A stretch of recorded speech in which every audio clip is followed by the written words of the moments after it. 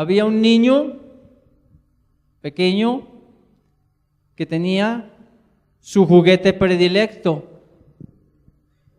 Y un día de ira rompió su juguete y arrancó en llanto, en tristeza, porque había dañado ese juguete. Era su juguete predilecto. Llegada la noche, cuando llegó el papá, le comentó que había roto su juguete. El papá le preguntó la causa y dijo: tuve ira y lo rompí. Volvió a llorar el niño y de tanto llorar se quedó dormido. Así que papá y mamá, debajo del colchón, sacaron unos ahorros y al día siguiente, cuando en la noche llegó el papá, le repuso ese juguete y el rostro del niño cambió, fue alumbrado, se iluminó el rostro del niño, sus lágrimas ya no corrieron más por sus mejillas. Lo mismo que esta corta historia, que sé que muchas veces ha pasado con nuestros hijos cuando sucede algo similar, debe suceder con el creyente. Estamos hablando de tiempo de restauración. Y no se puede restaurar lo que no se ha dañado. No se puede restaurar lo que no se ha destruido, lo que no se ha roto. Y el tema de hoy lo he puesto con el nombre de el plan divino. El plan divino. Hay un plan de parte de Dios para tu vida, para mi vida. Hay un plan de Dios, un camino, una verdad, ¿verdad? A seguir. El plan divino de Dios es perfecto, pero tiene ciertas circunstancias. Hay que pasar ¿por dónde? Por valles de sombra y de muerte. Hay que entrar en esos valles. A veces no quisiéramos entrar en esos lugares, pero es necesario para que haya una verdadera restauración. En el proceso de la restauración, en los principios bíblicos del reino, uno de los primeros aspectos es ¿cuál? Reconocer mi responsabilidad, ¿cierto? Para poder ser restaurado necesito reconocer mi responsabilidad, reconocer y aceptar mis errores. Si no acepto mis errores, difícilmente voy a poder obtener la restauración. Aceptar que el lugar en donde yo me encuentro es por mis actos, no por los actos de mi esposa, no por los actos de mi papá o de mi mamá o de un amigo, de un compañero. No, son mis actos los que me han traído hasta un determinado lugar. Las decisiones que yo haya tomado. ¿Cuántas veces hemos tomado malas decisiones? Luego nos quejamos y el lugar en que estamos fue fruto de esas malas decisiones. ¿Por qué? Porque las tomamos en la emoción, porque las tomamos bajo una circunstancia de peso, una crisis, sobre todo económica, ¿verdad? Creo que son las que más nos afectan. ¿Por qué? Nos endeudamos fácilmente. Otro aspecto es confesar mis pecados y mi iniquidad. Empieza el proceso de restauración. Pero mientras yo estudiaba, la base bíblica es sobre el libro de Lamentaciones, en el capítulo 3, mientras yo meditaba y estudiaba la palabra y tenía esta comunión con el Señor, miré que estos aspectos que acabamos de nombrar, que ya los hemos visto, son parte que empieza en mí. Entonces usted podría decir, predicador, ¿yo soy el que tengo que dar el primer paso para una restauración? ¿Soy yo? No, Dios ya dio el primer paso. Tú y yo tenemos que dar el segundo paso. Dios no puede restaurar o no podría restaurar si Él no hubiese dado el primer paso. En la carta de Filipenses, en el capítulo 2, vemos algo hermoso que el Espíritu nos trae. ¿Quién hace la restauración? La restauración proviene de Dios. ¿Qué es restauración? Es reponer, es reparar, es renovar, es volver al estado anterior. Algo que se dañó, hay que restaurarlo. El hombre falló. ¿Cuándo falló? Cuando el hombre se aparta de Dios en el Antiguo Testamento. Adán y Eva, el hombre y la mujer, le fallan a Dios. Se cortó esa comunión que había. Inmediatamente el plan de Dios era ¿qué? Restaurar. Hay que reponer. Así que imagínate ese momento. Dios camina con Adán, pero no camina a su lado. Dios está dentro de Adán. Cuando nosotros vemos en la Escritura de que Dios hablaba con Adán, no estaba al lado, estaba dentro de Adán. Desde dentro de Adán le habla y le dice: de todo esto puedes comer, de esto puedes disfrutar, de ese árbol no te puedes acercar, le vas a poner el nombre a las plantas, a los animales, vas a cuidar el huerto, vas a esto. Estaba Jehová, Yahweh, estaba dentro de Adán. A veces la historia, cuando nosotros leemos Génesis, yo imaginaba que era que Dios caminaba, se le aparecía como un ángel, o que era como una voz allí y se le aparecía caminar con él. No, estaba dentro de él. Pero cuando fallan, hay una ruptura. Dios empieza a habitar, Dios se hace de casas para habitar. Y la primera casa fue Adán. Pero cuando Adán falla, Dios sale de Adán. Queda el espíritu de vida, pero Dios sale de Adán. Y con el tiempo tiene que hacerse otra casa, porque Él necesita empezar a restaurar la comunión. Entonces viene Moisés y le dice a Moisés: vas a hacer el tabernáculo con estos diseños, este modelo, con estas medidas. Así lo hace Moisés. Ya Dios no va a habitar dentro del hombre, sino en una tienda, en el tabernáculo, con sus partes, ¿verdad? Atrio, lugar santo, lugar santísimo. Y va con el hombre, junto al hombre, pero aún no ha llegado la restauración. Desde el mismo momento en que Adán falla, Dios, Padre e Hijo, se pone de acuerdo. Hay que recuperar lo que acabamos de perder. Y empieza el plan divino de Dios. Y ese plan divino de Dios lo vemos aquí en Filipenses. Haya pues en vosotros este sentir que hubo también en Cristo. En Cristo Jesús, verso 6. Él, siendo en forma de Dios, no estimó el ser igual a Dios como cosa a que aferrarse, sino que se despojó a sí mismo, tomó la forma de siervo y se hizo semejante a los hombres.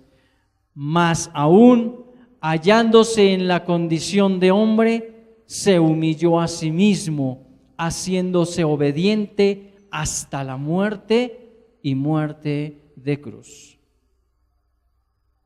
Siendo en forma de Dios, no estimó ser igual a Dios. Se despojó. Está Jesús con el Padre en la gloria de Dios. El hombre ha fallado. Dice Jesús: yo me voy a presentar. Yo voy a ser ese cordero. Yo voy a ser el que va a estar en el altar allí, en el sacrificio. Yo voy a ser el que voy a ser lacerado, humillado, para que haya derramamiento de sangre. Y cuando venga ese derramamiento de sangre, haya restauración. No había otra manera. Podía haber enviado un ángel,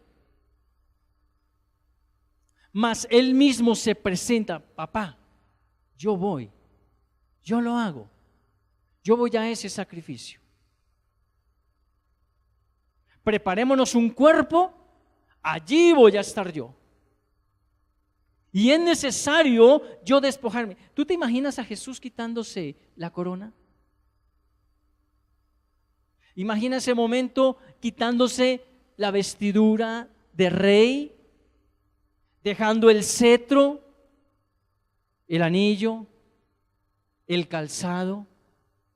¿Por qué? ¿Qué dice la Escritura por allá en Juan 3:16?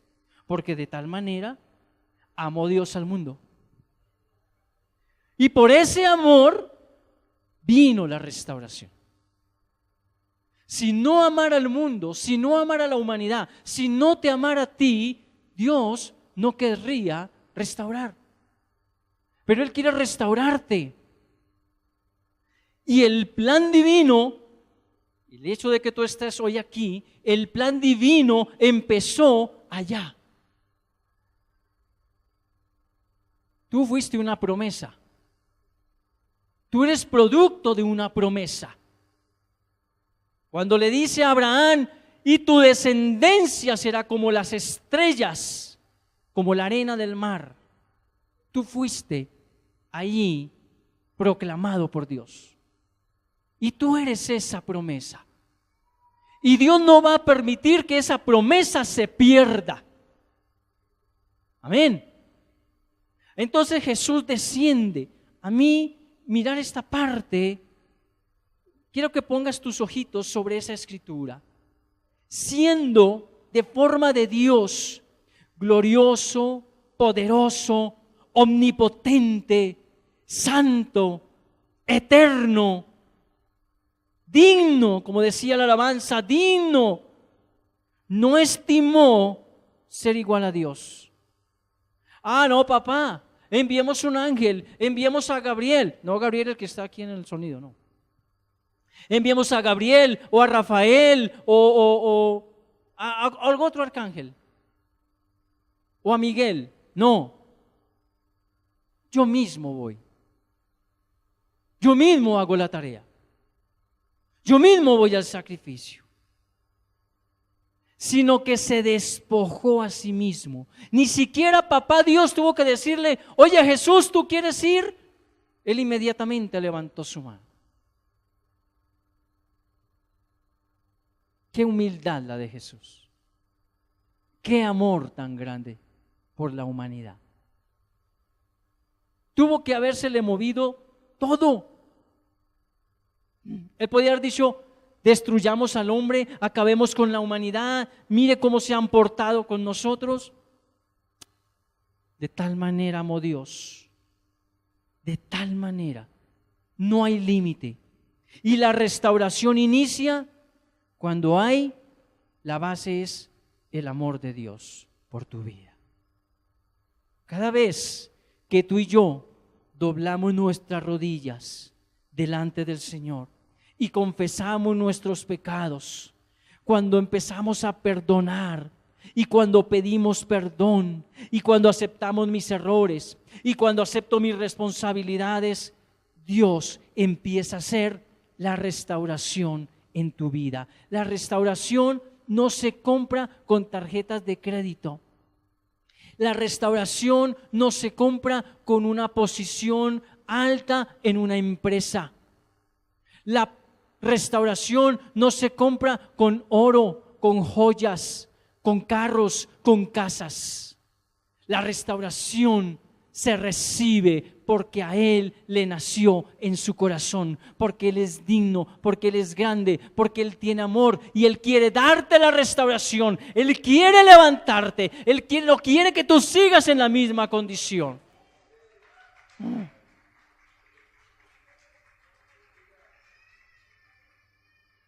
Dios hace el trabajo porque Él dio el primer paso.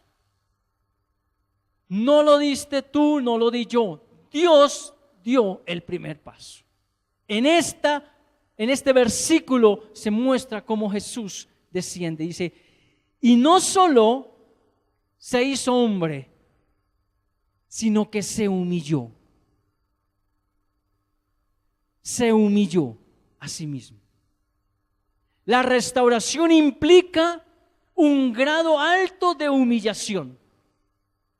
Para que sea restaurado hay que pagar un precio. Porque hay que despojarse como Jesús. Yo tengo que despojarme de doctrinas. Tengo que despojarme de creencias. Tengo que despojarme de todo aquello que me impida recibir esa bendición de Dios. Hechos 3:21 nos dice que Dios es el que tiene el poder para restaurar. Allí en el libro de los Hechos, en el capítulo 3, en el verso 21, dice más exactamente la Escritura. A este ciertamente es necesario que el cielo reciba hasta los tiempos de la restauración. ¿De qué? De todas las cosas. Todas. Toda debe ser restaurada. Imagina una casa abandonada. Sus ventanas, las puertas de sus ventanas a punto de caerse. Las puertas, los kioscos dañados, las bisagras, piso levantado, telarañas por todo lado en las esquinas, paredes sucias, manchadas, techos caídos, tejas rotas, etc. Viene tiempo de restauración. Situamos a un varón aquí, no es creyente. Situamos a otro aquí, que sí es creyente. El que no es creyente, asimilado con esta casa que está destruida, que está vieja, que está dejada, cuando le hablo de Cristo y él acepta a Jesús, empieza un tiempo de restauración. Yo soy creyente. Yo voy a culto. Yo atiendo a las reuniones de los miércoles. Hago mis devocionales, etc. Soy creyente. Pero en mi corazón hay doblez. De ser no creyente, hay que pasar a ser creyente. Y de ser creyente, hay que pasar a ser discípulo. Y la iglesia, lo que se llama la iglesia del Señor, están como creyentes. Hoy no hay discípulos del Señor. Porque no quieren pasar por restauración. Algunos no creyentes desprecian la palabra. Viene el tiempo de restauración para esta casa, pero esta casa es una persona también. Entonces, esta casa, esto hay que mirarlo, entonces la vamos a demoler. Hay que derribarla, hay que levantar los pisos, hay que mirar la tubería. Por eso sé que hay gente que es más experta que yo en este tema, sin embargo, me estoy metiendo en un tema profundo. Hay que mirar la tubería, si hay que cambiarla. Eso es una restauración en una casa. Imagínate ahora en tu vida. ¿Puedes comprar la restauración? No, eso lo hace Dios. Y cuando te hablaba de que Dios se había hecho unas casas, bien, te diré, ahora tú eres la casa del Espíritu Santo. Y Dios es tan hermoso que nos hizo tripartitos, espíritu, alma y cuerpo. Pero a Él le gusta habitar en el espíritu. Así que cuando viene tiempo de restauración, cuando hay restauración en una casa, no es solamente pintar la fachada y qué linda, cómo está la tubería. Porque donde llueva y haya granizo y de todo, se te tapa todo y se te inunda, se te dañan muebles, se te daña lo que tengas en la alacena, electrodomésticos, de todo. ¿O no es así? En tu vida, si a Dios le agrada estar en la parte de tu espíritu, Él empieza a escudriñar. Y hay veces que Él dice, hay que demolerlo todo. De hecho, Él se lo dijo a los apóstoles. Ellos iban paseando, caminando allá, y le mostraban los edificios, y Jesús le dijo, de cierto os digo que no quedará piedra sobre piedra. Si lo dijo del templo físico, ¿qué será de ti y de mí? Un verdadero hombre o mujer que anhele la restauración sabe que tiene que pasar por ese proceso de restauración. En la restauración hay dolor. En la restauración debe haber dolor. Te voy a hablar algo. Todos los que somos casados, las parejas, los esposos, hemos pasado por situaciones difíciles en nuestros matrimonios. Te voy a hablar a nivel personal. Mi matrimonio tuvo crisis. Hace unos años tuve una crisis dura, fuerte. Me estremeció, nos estremeció. Y llegó el momento en que este proceso de restauración partió de humillarnos delante del Señor. Cuando le dije, me quedó grande el matrimonio. No soy el varón que debía ser. No fui el hombre, el papá, el esposo que debía ser. No he sido el hijo que debía ser. No he sido el hermano que debía ser. Me reconocía y llevaba ya varios años de congregar y compartía mensaje. Pero sentí el deseo en mi corazón que tenía que haber restauración. Tristemente, esperamos a llegar hasta lo más profundo para empezar a decirle a Él, ahora sí, obra tú, Señor. No esperes a llegar a ese punto. No esperes, varón, no esperes, varona. Pero cuando decidimos entregar este hogar, este matrimonio, en las manos de Él, empezó el tiempo de restauración. Y no fue de 8 días, no fue de 15 días, años, meses, semanas de llanto, de clamor, de ayuno.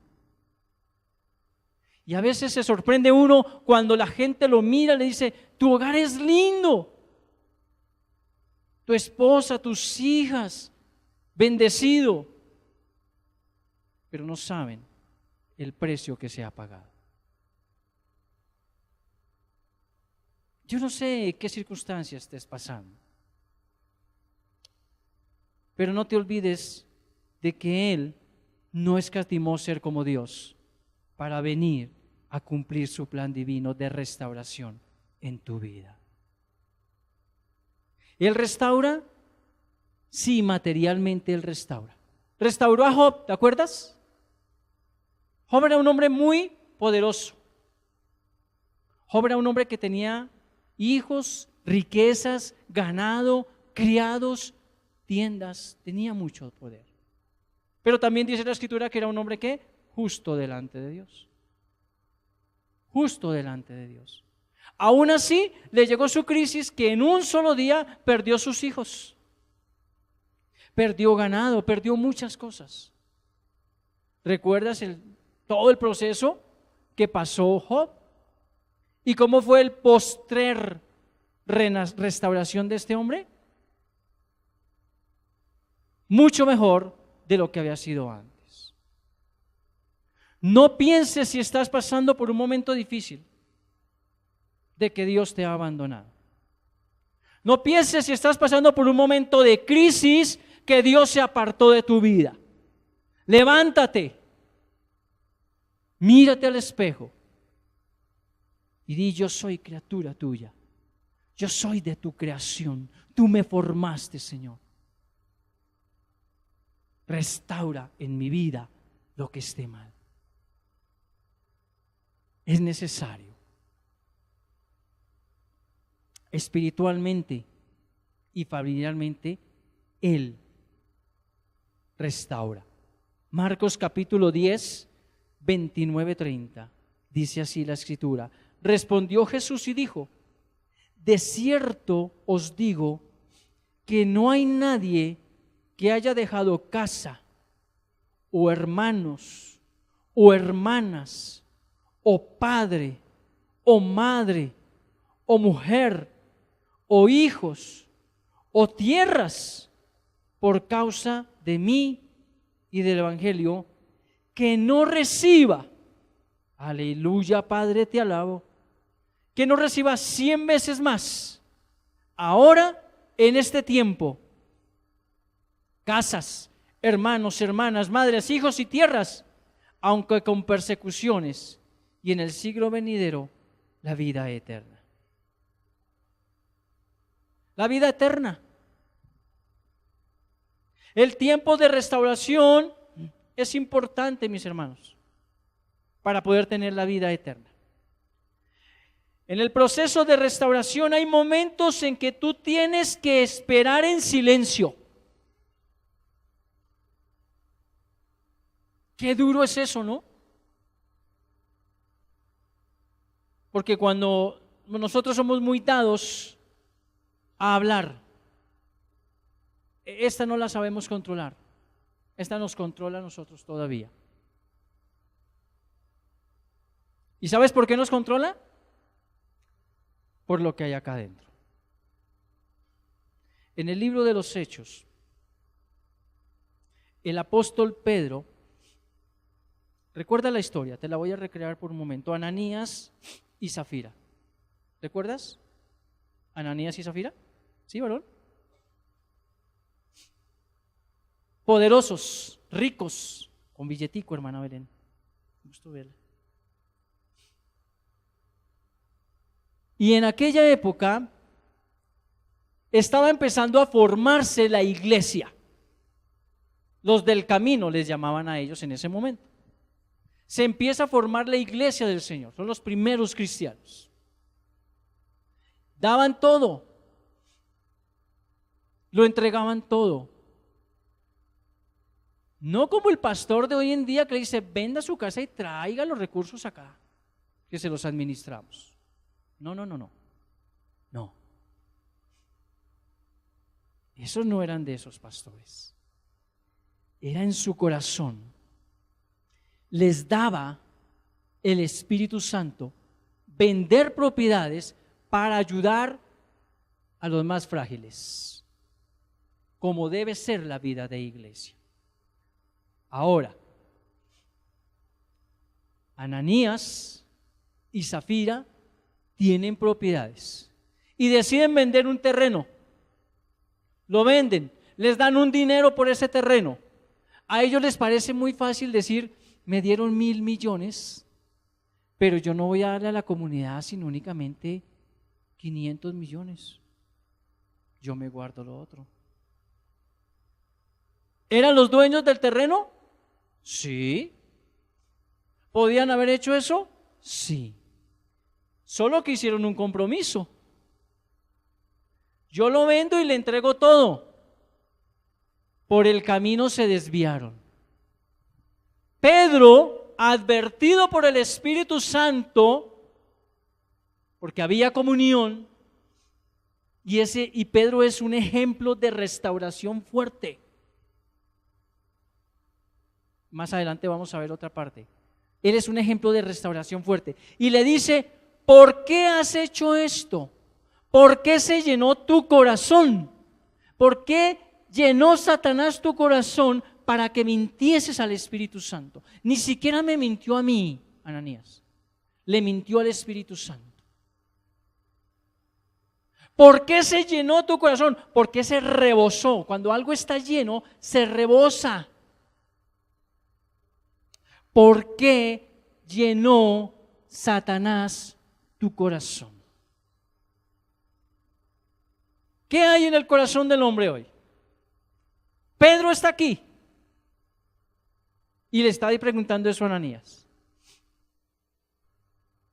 Ahora Jesús de Nazaret está aquí y te mira cara a cara, frente a frente. Te está mirando a los ojos en este momento Jesús. ¿Por qué dejaste que Satanás llenara tu corazón de vanidad, de lujuria, de engaño,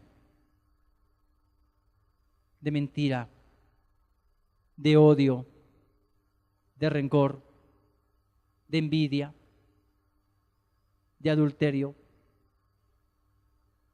de hurto?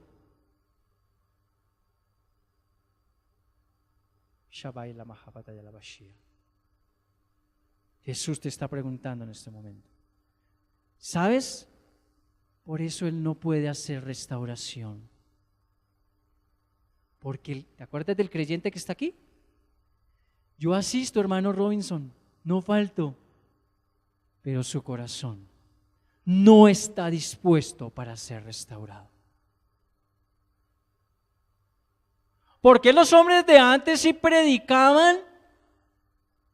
¿Por qué oraban y había sanidades? Porque ellos fueron restaurados. Hoy no hay esas mismas sanidades. Hoy el enemigo se mete en púlpitos, en salones, a recrear sanidades, pero el corazón del que fue sano sigue igual, lleno de cosas de Satanás. Y ahí no puede haber restauración. No puede haber restauración. Pastores, lo digo con dolor y con tristeza y con mucha vergüenza. Y les pido que por favor tenga Dios misericordia. Y ustedes también perdonen. Pero pastores que se desviaron porque Satanás llenó sus corazones y bendicen a toda una comunidad teniendo un corazón lleno de tiniebla, donde ni ellos mismos aceptan la restauración en sus vidas. Por eso se caen ministerios. Y ahí es donde viene el acto de humillación para que Dios pueda restaurarte y ponerte en un lugar firme. Esa restauración espiritual es necesaria en tu vida. Más que la material, si te digo. Casas hay muchas, hermanos. Sí, amén, que podamos tener nuestra casa propia. Pero es que esta no es nuestra día. Los antiguos no vivían en casas, vivían ¿en qué? En tiendas, porque ellos sabían que estaban de paso, que la ciudadanía verdadera es la celestial, no la de acá. Lo material, Dios te lo va a proporcionar, si buscas primero de Él, si te humillas delante de Él, si dejas que Él te restaure, si dejas que Él te levante. Esperar en silencio. Hermano, hermana, usted no murmure de Dios. No reniegue contra Dios. Porque muchas veces se escucha la palabra como decir, es que Dios me olvidó, es que Dios está muy ocupado, es que Dios no me atiende. Y entonces acuden al otro hermano, ¿no? Usted que anda más metido con el Señor, ore para que el Señor me conceda, me ayude. Así no es. Y ya creyentes, personas, hermanos que se llevan tiempo reuniéndose, esperar en silencio. El silencio trae bendición. El silencio trae bendición. Porque cuando tú guardas silencio, Dios puede venir a decirte algo. En medio del barullo Dios no te va a hablar. Y hay momentos que toca estar quietos. No te puedes mover. Ahí, quietico, en tu puesto, meditando, meditando, meditando, meditando, porque entre más medites, la fuente viene, te lava, te limpia, te purifica, empieza a restaurar, a limpiar, a sacar, a sacar, a sacar, a sacar, a sacar. Y te empieza a entrar sanidad. Y empieza a cambiar tu camino. Al día de hoy, mi hogar está restaurado. Mi camino está siendo restaurado. Mi parte espiritual, y cuando digo mía, le estoy hablando en la unidad con mi esposa, con nuestros hijos, están siendo restaurados. Entonces, ¿te es fácil? Aquí está la otra. ¿Te es fácil ir una milla y luego la segunda, que es la de la bendición? Muchos llegan a la primera renegando. Y la segunda es la de la bendición. Se la pierden. Esperar en silencio me hace acordar de nuestro amado Señor Jesús cuando estaba delante de Pilatos. Sálvese usted mismo. ¿De dónde viene usted? Dicen que usted es un rey. ¿Dónde está su ejército? Pero Jesús, ¿qué? Callaba. Guardaba silencio, porque él sabía a quién había encomendado las cosas, sabía el plan divino de Dios. Si tú no conoces el plan divino de Dios para tu vida, es porque tú no tienes comunión con la palabra. Tú no tienes comunión con Yahshua, Jesucristo de Nazaret. No tienes comunión con Él.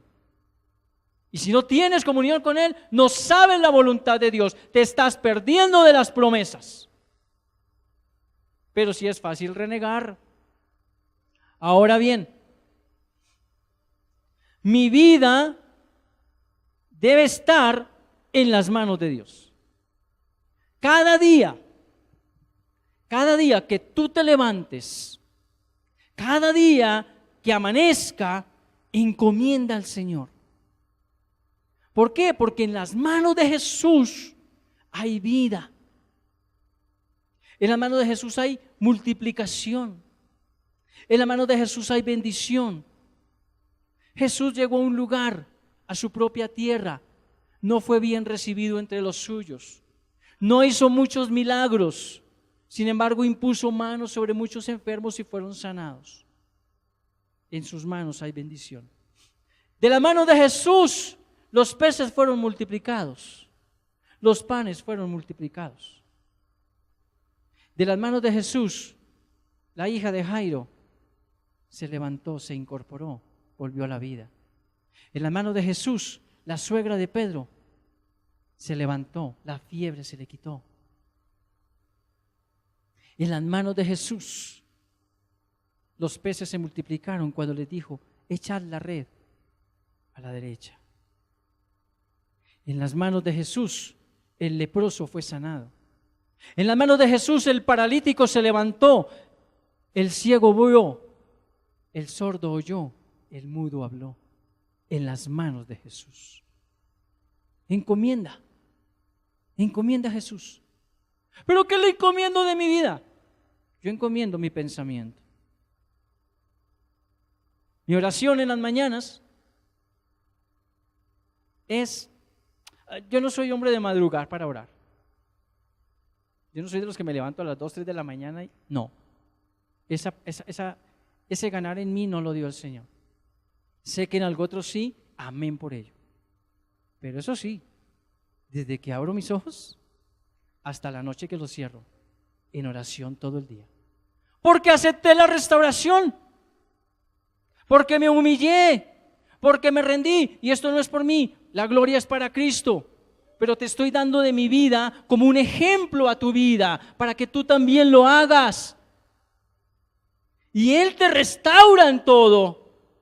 Él te devuelve todo, porque Él te mira como el niño del mensaje cuando comenzamos, que rompió, que agarró a patadas su más preciado tesoro, su juguete. Nosotros hemos agarrado a patadas y pisoteado la sangre de Jesús. hemos dilapidado el evangelio, no lo vivimos. Lo hablamos, lo pasamos de voz en voz, pero no lo vivimos. No lo practicamos. Amén por aquellos que quieren practicar el evangelio. Amén por aquellos que quieren pasar de ser simplemente creyentes a ser creyentes discípulos y que están dispuestos a pagar el precio, que están dispuestos a doblar su rodilla. No solo esta aquí, no, yo doblo mi rodilla, espiritualmente estoy de rodillas, físicamente. Cuando te decía que Pedro era un gran ejemplo de restauración, cuando por allá en el libro de los Hechos de los Apóstoles llega un momento en que lo llaman y le dicen: Pedro, Dorcas ha muerto. Era una mujer que daba muchas limosnas, muchas ofrendas, era una mujer dada para las buenas obras de Dios. Y mira los vestidos que hacía, mira las cosas que hacía, pero ha muerto. ¿Y qué hace Pedro? Hace salir a todo el mundo de esa habitación y dice la Escritura que él se puso de rodillas y oró a Dios. Ya dependía de Dios. ¿Cómo saber si estoy siendo restaurado? Cuando dobles tus rodillas, no por una orden de hombre, sino porque Dios lo pone en tu corazón y buscas el rostro de Dios en oración. Mientras tú no des estos pasos, aún estás en tu orgullo, en tu prepotencia y tu vanidad. Confiar en que todo está en las manos de Dios, que esa restauración está en sus manos, implica entonces: encomiendo mis pensamientos, porque viene batalla fuerte, viene lucha dura. No dejes que ese pensamiento se quede ahí. Hay que sacarlo. ¿Cómo? Con palabra. ¿Quién es la palabra?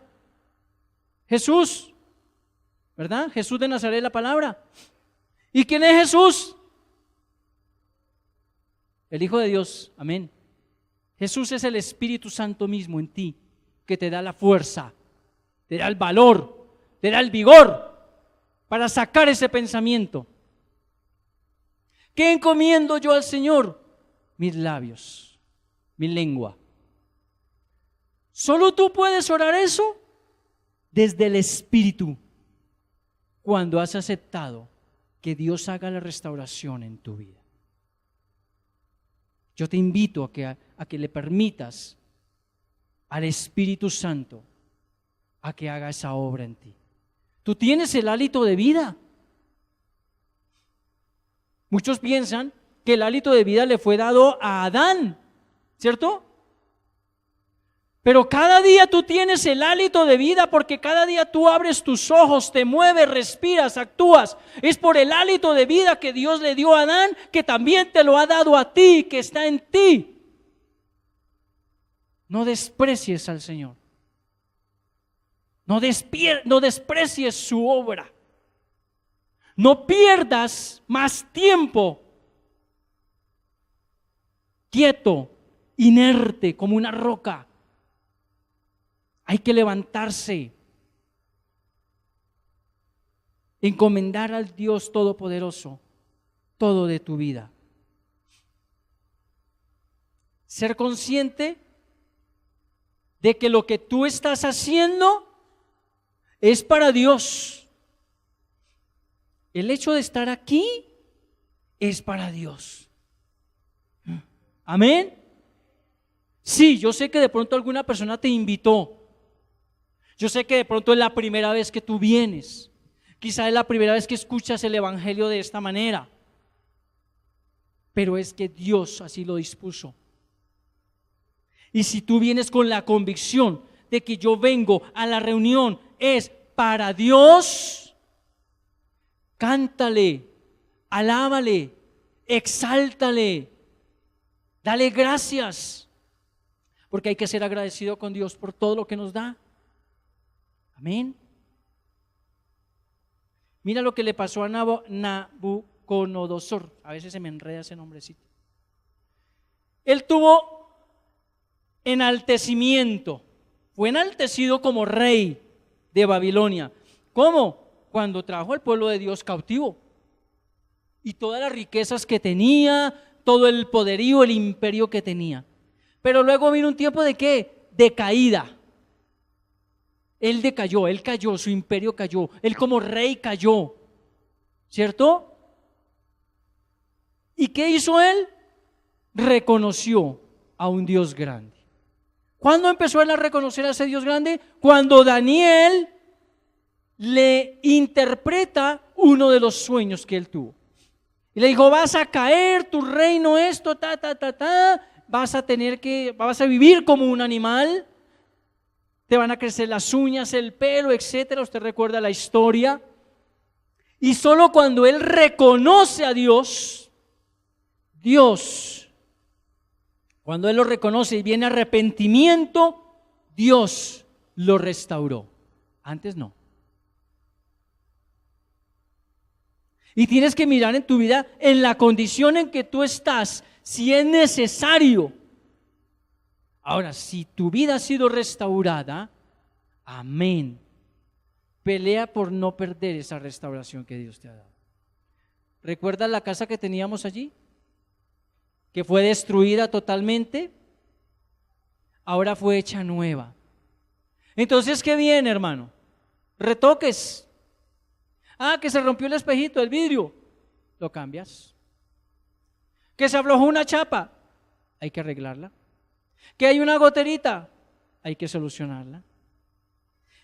Porque en tu vida ya restaurado van a venir situaciones que por pequeñas que parezcan no las puedes dejar pasar por alto.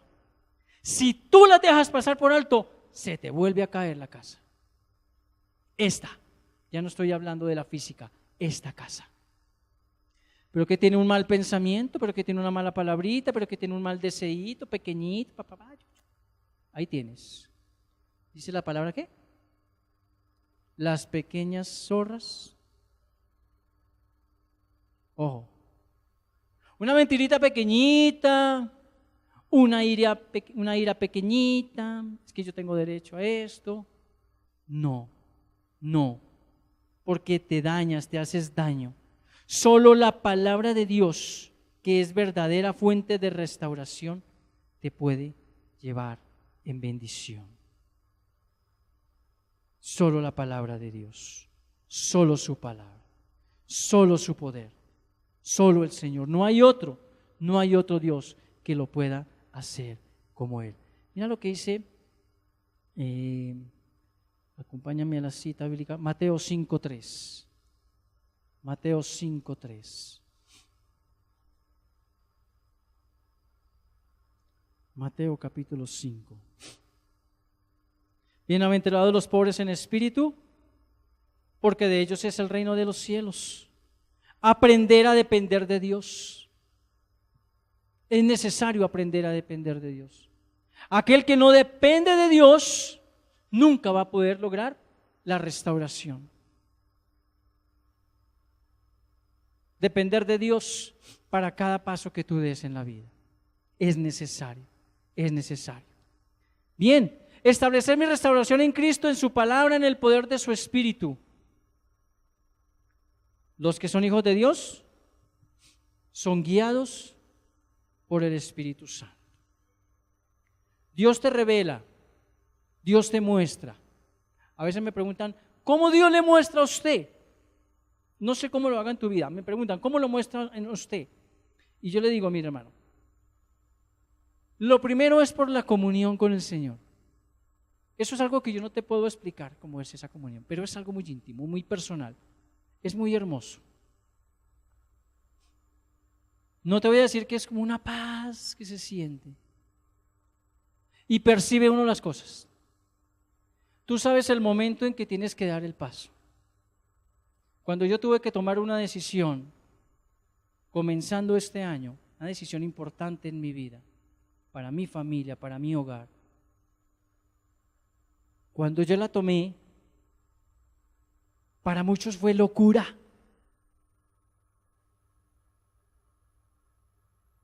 pero yo no estaba ni en paz, ni me sentía levitando. No, estaba afirmado. Y cuando el Espíritu cuando tienes esa comunión, Él te muestra. Entonces tú puedes empezar a verlo, en mi caso, a través de las circunstancias. Cuando hay restauración, no hay tinieblas en ti, tú lo ves todo el panorama. Y tú empiezas a ver las circunstancias. Esto está decayendo por esto. En esto se está fallando. En esto aquí, y Él empieza. Eso es parte de la restauración. Entonces tú empiezas a manejar hasta tu economía de una manera distinta. Así actúa el Espíritu Santo. Te enseña a ti cuándo gastar, cuándo no gastar. ¿Para qué comprar más zapatos si yo ya tengo 4 o 5 pares? ¿Para qué comprar más vestidos? ¿Para qué comprar más lociones? ¿Para qué comprar 3 pollos si con uno solo estamos bien? No desperdiciar. Hoy se tiene. Muchos dicen, yo soy hijo de Dios y a mí no me va a faltar nada, porque Dios a sus hijos no los desampara, a sus hijos no los deja en vergüenza, pero tú sí dejas en vergüenza a Dios cuando eres un hombre de mala economía, de mal manejo de dineros. Y entonces cuando no hay, tú ahí puedes con autoridad, pero con humildad y con amor decir, ¿qué quieren? Yo aquí tengo. Porque cuando hubo, supe guardar. Y cuando tú estás restaurado, tú vas a estar arriba. Porque Dios te va a guiar. Porque el Espíritu Santo te va a enseñar. Me pregunto, ¿por qué al día de hoy tú no puedes predicarle a otras personas?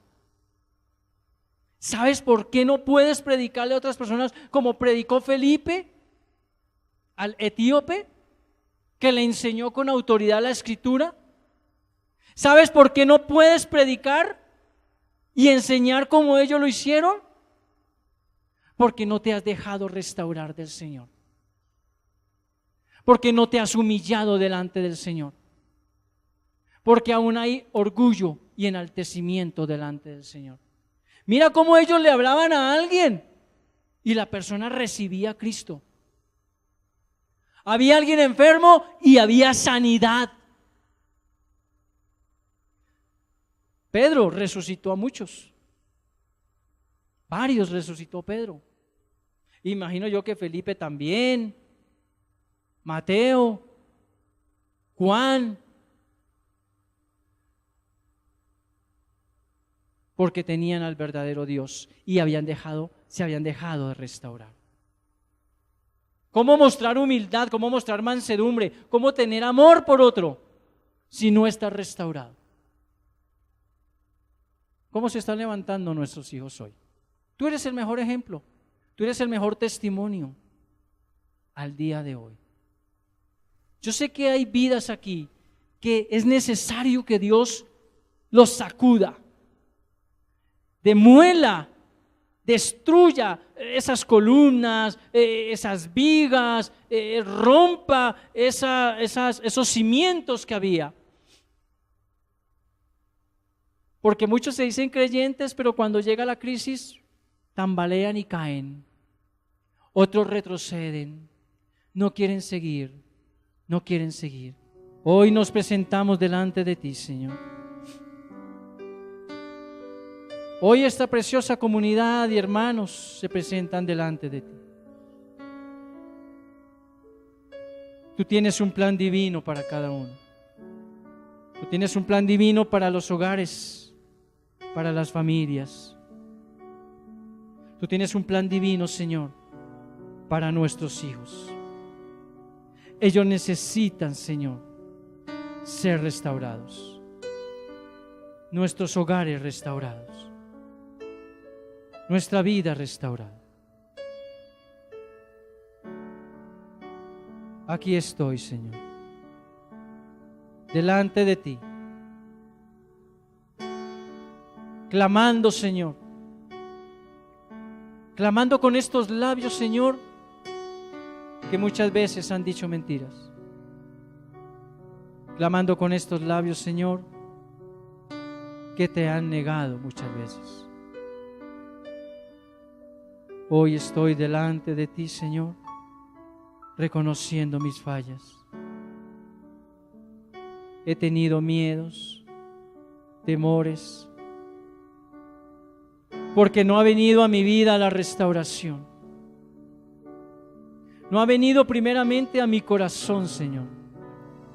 Gracias por mirarme con misericordia y con bondad. Gracias, Padre, por el privilegio de poner tu Espíritu en mis labios, en mi boca, y poder compartir con mis hermanos esta tu preciosa y poderosa palabra, que sea nutriendo nuestro hombre interior. A ti te doy la gloria, a ti te doy la honra, a ti te doy la alabanza. Tu cobertura está sobre mí, sobre mi hogar, mis hijas, mis hermanos aquí reunidos, los que nos están viendo, y todo aquel que en toda la tierra invoque con temor y temblor el nombre del Señor Jesucristo. Paz sea a todos, en el nombre del Señor Jesucristo. Shalom. Gracias, Señor.